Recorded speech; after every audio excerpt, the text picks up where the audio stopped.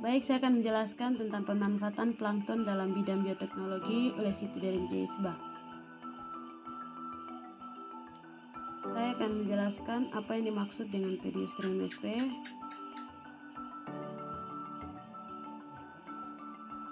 Pediastrium sp merupakan salah satu spesies fitoplankton. Suatu perairan dikatakan subur apabila mengandung banyak unsur hara atau nutrien yang dapat mendukung kehidupan organisme dalam air, terutama di fitoplankton. Dapat mempercepat pertumbuhan. Fitoplankton merupakan organisme pertama yang terganggu karena adanya beban masuk yang diterima oleh perairan. Ini disebabkan karena fitoplankton adalah organisme pertama yang memanfaatkan langsung beban masuk tersebut. Oleh karena itu, perubahan yang terjadi dalam perairan sebagai akibat dari adanya beban masuk yang akan menyebabkan perubahan pada komposisi, kelimpahan, dan distribusi dari komunitas fitoplankton. Maka dari itu, keberadaan fitoplankton dapat dijadikan sebagai indikator kondisi hidupnya relatif menetap, jangka hidup yang relatif panjang, dan mempunyai interaksi spesies pada lingkungan. Baik, yang berikut morfologi atau ciri-ciri Pediastrium. Yang pertama, flagela-flagelanya selalu sama panjang, disebut dengan Isocatea, terdiri dari pigme Chlorophyta. Yang ketiga, makanan cadangannya karbohidrat dalam bentuk tepung dan protein berbentuk pirenoid. Dinding sel tersusun atas selulosa. Dalam adaptasi terhadap lingkungan, Pediastrium memiliki ciri-ciri fisik, yaitu tubuh pipi dan tahan terhadap kekeringan.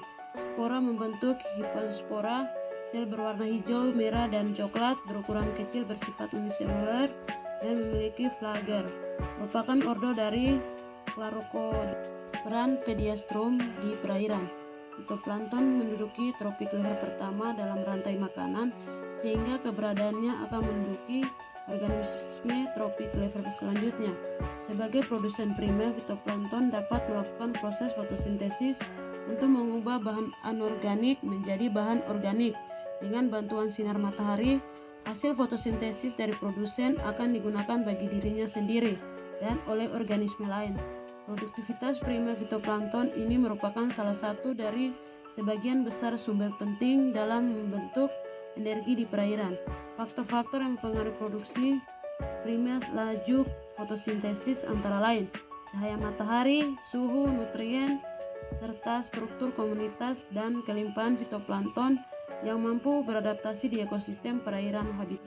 Fisiologi Pediastrium ditinjau secara biologi. Pediastrium sp merupakan salah satu spesies fitoplankton yang berklorofil yang terdiri dari satu atau banyak sel dan berbentuk koloni. Kloroplas seperti pelat atau reticulated dengan satu atau banyak pirenoid. Di dalam fitoplankton terkandung bahan-bahan organik seperti poliskarida, hormon, vitamin, mineral, dan juga senyawa bioaktif. Koloni tetap, jumlah sel datar melingkar dalam bentuk sel tubuh berbentuk poligonal dengan proyek tanduk seperti dinding sel granulated, berkerut atau melekuk. Pediastrium koloninya mengapung, berisi 2-128, biasanya 4-68. Sel poligonal bersudut banyak yang tersusun dari satu bidang pipi selebar selnya. Xenobium mungkin padat atau berlubang. Jika jumlah sel xenobium ada 16 atau lebih, cenderung membentuk lingkaran-lingkaran yang ke arah dalam makin kecil. Pada setiap lingkaran berisi sel dengan jumlah yang tertentu. Terjadi atau tidak terjadi keteraturan ditentukan oleh faktor-faktor yang mempengaruhi flora pada saat mulai membentuk koloni. Sel-sel lingkar tepi perifer sehingga berbeda bentuknya dengan sel-sel bagian dalam, dan sel perifer mungkin punya 1, 2, dan 3 laju atau penonjolan prosesor yang tidak dimiliki sel-sel bagian dalam. Dinding sel mungkin mulus, berongga, atau reticularis. Sel muda memiliki kloroplas parietal membentuk cokram dengan satu pirenoid. Sel tua memiliki satu kloroplas difusi meluas dan mungkin memiliki lebih dari satu pirenoid. Sel dewasa mungkin memiliki 1, 2, 4 dan 8 nukleus. Baik, kita masuk di inti pembahasan, yaitu manfaat Mediastrum SP di bidang bioteknologi.